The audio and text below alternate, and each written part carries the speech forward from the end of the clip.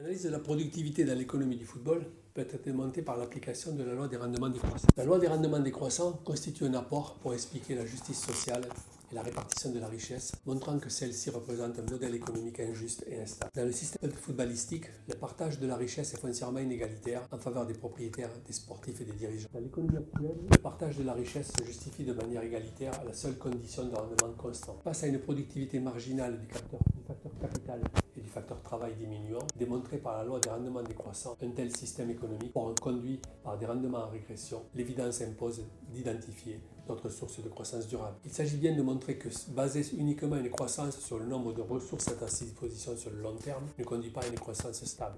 La loi des rendements décroissants démontre que l'accumulation d'un facteur économique dont la productivité marginale à long terme diminue ne suffit pas et que seule l'innovation et le progrès technique contribuent à l'augmentation de la productivité qui deviendront les sources d'une nouvelle croissance. Les différentes données économiques compilées relatives à l'Olympique Lyonnais nous montrent un modèle de club qui illustre la théorie des rendements décroissants. L'analyse de la productivité du travail reflète bien une performance en régression quasi permanente. Considérée hors des opérations de mutation, qui ont un caractère exceptionnel, les effectifs n'ont de cesse de progresser, plus du double sur la période 2010-2023, alors que le total des produits vendus n'a augmenté que de 30% sur la même saison, ramenant la productivité par salarié à moins de 40% de celle de la saison 2010. En incluant les opérations de mutation, cette même productivité a régressé de 25% depuis 2010. Les résultats de l'Olympique Lyonnais montrent bien la notion de rendement décroissant. Malgré un niveau de recrutement très important, le volume des produits vendus progresse beaucoup plus lentement que celui des effectifs et les résultats financiers poursuivent leur dégradation. Ainsi, quelles que soient les données déconsidérées, soit celles de la Ligue 1 consolidée ou de la plupart des clubs de football, avec ou sans les revenus issus des mutations de joueurs, les résultats traduisent une baisse constante de la productivité marginale du travail produit. Quel est le contenu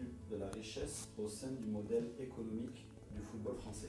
Qu'est-ce que la richesse dans l'économie du football? Cette question de base se scinde en deux sous-questions. Qu'est-ce que la richesse selon les critères humains généraux? Quel est le contenu de la richesse au terme du capitalisme sportif? La réponse à la première sous-question ne présente pas de difficulté. Une société sportive devient d'autant plus riche qu'elle permet à ses membres de se développer, de satisfaire des besoins divers et de favoriser l'épanouissement de leur individualité. La richesse, dans ce sens fort, possède différentes composantes. L'une d'elles se compose de différentes formes de biens et de services dont les salariés et les individus désirent pour satisfaire leurs besoins. Cela va de la nourriture au logement, en passant par les loisirs, la santé, l'éducation, les moyens de transport. La richesse signifie aussi que l'on puisse s'adonner à des activités permettant quelque chose de l'ordre du développement personnel, ainsi que des relations sociales satisfaisantes. Une troisième composante illustrerait celle du temps disponible pour chaque salarié. Selon ce critère, une société sportive qui condamne ses collaborateurs administratifs à accomplir les mêmes gestes 8 heures par jour, 5 jours par semaine, ou selon d'autres modalités d'horaire, ne peut se considérer comme riche, même si elle le fait crouler la planète entière sous une montagne de spectacles et de services sportifs. Dans le capitalisme sportif, la richesse sociale ne se mesure pas au degré d'accomplissement des divers besoins humains. Elle possède un autre contenu bien différent.